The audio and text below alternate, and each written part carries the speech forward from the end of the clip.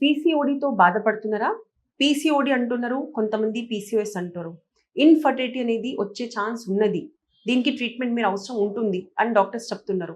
ఈ PCOD లక్షణాల్లో wait ఎక్కువగా ఫాస్ట్‌గా పెరగడం, హెయిర్ ఫాల్ రావడం, ఫేస్ పైన ఎక్కువగా పింపుల్స్ అంటే యాక్నే ఉండడం, ఇలాంటి కండిషన్స్ ఉన్నప్పుడు జనరల్‌గా మనం ఈ ప్రాబ్లమ్‌కి పీసీఓడి అనేది అంటాము. డెఫినిట్‌గా మీరు దీనికి కరెక్ట్ అయిన ట్రీట్మెంట్ అనేది తీసుకోవాల్సి ఉంటుంది. మరి పీసీఓఎస్ అంటే ఏంటిది?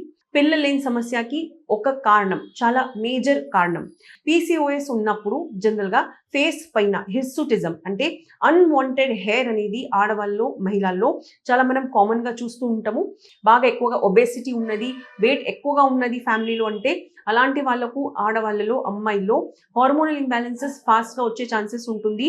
సాధారణమైన మన హోమియోపతి, డాక్టర్ కేర్ హోమియోపతిలో ట్రీట్మెంట్స్ ఏదైతే మనం ఇస్తూ ఉంటామో దాని ద్వారా మీకు పీసీఓడి అనేది క్యూర్ అవుతుంది అండ్ ఇన్‌ఫర్టిలిటీ అనేది జనరల్‌గా మీకు రివర్స్ అనేది అవుతుంది. కాబట్టి మన హోమియోపతి అనేది స్లోగా పనిచేస్తుంది.